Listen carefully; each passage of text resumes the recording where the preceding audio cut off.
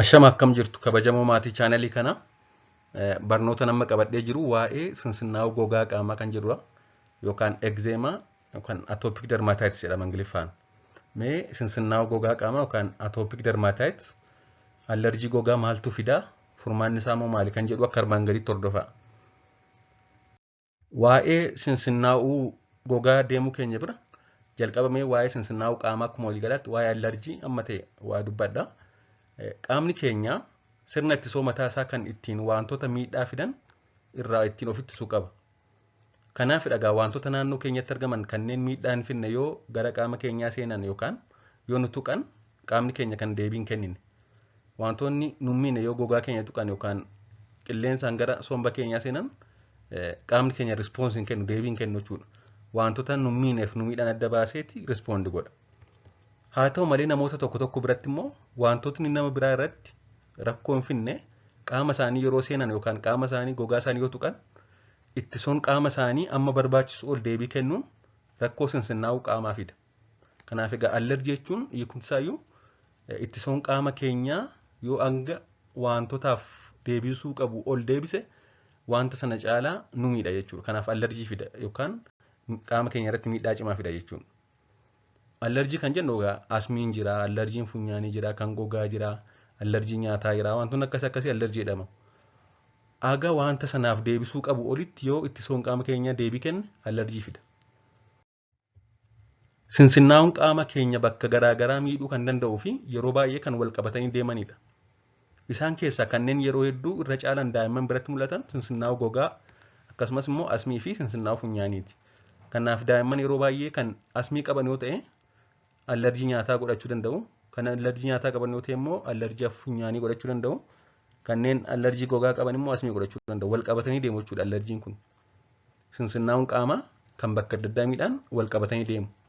Nama tokko qabu irratti heddummatu jechuudha. Mee gara mata duree yookaan maatti yoo seene waa'ee sinsinnaa'uu gogaa qaamaa yookaan atopic dermatitis kan jedhamu akkuma suura irratti argitan kana egaa wanti kun koomeniidha. Daa'imman hedduutu qaba. Dhibeen kun dhibeewwan gogaa daa'immanii huban keessaa kan yeroo dheeraa turuu fi akkasumas immoo kan deddeebi'uun beekamudha. Dhufee badaa amala deddeebi'uu qaba akkasumas amala yeroo dheeraa isaan irra turuu qaba jechuudha. Gogaan daa'immanii kan dhibee atopic dermatitis yookaan sinsinnaa'uu gogaa qaamaa qabu kun kan laafina hin qabnee fi yookaan kan diraay ta'ee fi sababa adda addaan dheekkamuun kan hooksisu akkuma ilaaltan kana kan diimatee dirmammaa'ee taa'udha jechuudha. Akkasumas amala yaala tokko malee xiqqoo fooyya'ee deebi'uu badee deebi'uu yookaan immoo yaalaan badee akkasumas deebi'ee dhufu amala akkasii qaba jechuudha. Yaalas haa ta'u yaalaan malee badee deebi'uu amala akkasii qaba. Akka addunyaatti daa'imman persentaa 20 ta'an yeroo ta'etti dhibee kana qabu jedhamee tilmaamama. Keessumattuu maatiin daa'immanii kan sinsinnaa'uu qaamaa qaban yoo ta'e carraa daa'imman dhibee kana qabaachuu ol ka'an. Fakkeenyaaf abbaa yookaan haati asmii qabu yoo ta'e daa'imni carraanni sinsinnaa'uu qaamaa asmii isaa ta'u kan gogaa godhachuu olaanaadha. Kanaafuu maatii keessa namni allerjii qabu jiraate namni sinsinnaa'uu qaamaa qabu jiraate daa'imni allerjii godhachuu danda'a. Wanti kun jeenetik kompoonentii qaba. Amala sanyiidhaan deemuu qaba waan ta'eef. Daa'imman dhibee kana qabu carraan inni dhukkuba asmii sinsinnaa'uu funyaanii fi sinsinnaa'uu nyaataan dhufu qabaachuu danda'u guddaadha. Allerjii gogaa qabaannaan carraan asmii qabaachuu, carraan allerjii funyaanii fi allerjii nyaataa qabaachuu ol kaadha jechuudha. Sababni isaas wal qabatanii waan deemaniif. Namoota dhibee kana qaban keessaa persentaan 50 mallattoo agarsiisuu kan jalqaban umurii waggaa jalqabaa keessatti. Daa'imni tokko allerjii qaba yoo ta'e akkuma maasaa irraa allerjii gogaa kan inni mallattoo agarsiisuu jalqabu waggaa jalqabaadha jechuudha persentaa 50. Kanneen hafan immoo waggaa lammaffaa yookaan waggaa sadaffaa keessa agarsiisu. Irlii yookaan ijoollummaatti kan jechuun manifesti gochuu jalqaban yookaan agarsiisuu jalqaban. Mallattooleen gurguddoon allerjii gogaan isaanii laafina kan hin qabne akkuma sila jenne kan diraay ta'ee fi kan daran isaan hooksisu kan baay'ee hooqanii fi akkasumas immoo baay'inaan hooquu irra kan ka'e gogaan isaanii diimachuu, dirmammaa'uu, madaa'uu waan akkasii kan qabudha jechuudha. Akkuma suura irratti argaa jirtan kana. Diraayidha gogaan isaanii gogaadha. Baay'ee hooqu waan ta'eef hin diimataa dirmammaa'ee madaa'a jechuudha. Qoricha tokko malees yaala tokko malees ta'e yaalaan badee amala deebi'uu xiqqoo fooyya'ee amala deebi'uu waan akkasii qaba jechuudha. Qaama namaa irraa bakki dhibee kanaan qabamu umuriidhaan garaagarummaa qaba. Daa'imman umurii waggaa tokko gadii irratti yeroo hedduu maddii isaanii fi mataa isaanii irratti baay'inaan mul'ata allarjiin. Namoota ijoollee xiqqoo gurguddatan biratti immoo ciqilee duuba jilbaa fi morma irratti baay'inaan mul'ata. Wantoota yeroo dhibeen kun riphee jirutti qaama keessaa kakaasuu, hooksisuu jalqabsiisan gurguddoon akkuma amma jenne wanti kun osoo yaala hin argatinis haa ta'u yaala argatee badee deebi'a. Sababni isaas wanti sun qaama keessaa hin banne riphee jira jechuudha.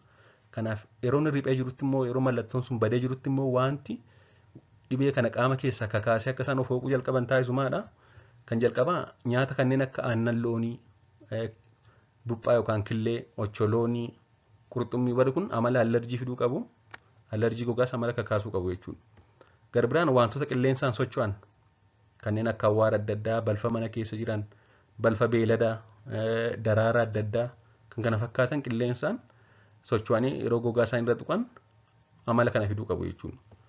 Akkasumas gogaan qaamaa baay'ee kan laafina dhabe yoo ta'e, baay'ee diraa yoo ta'e, amma ganama galgala qaama isaanii dhuqu yoo ta'e, diraa ta'a gogaan diraa ta'an immoo kanaaf isaan saaxila.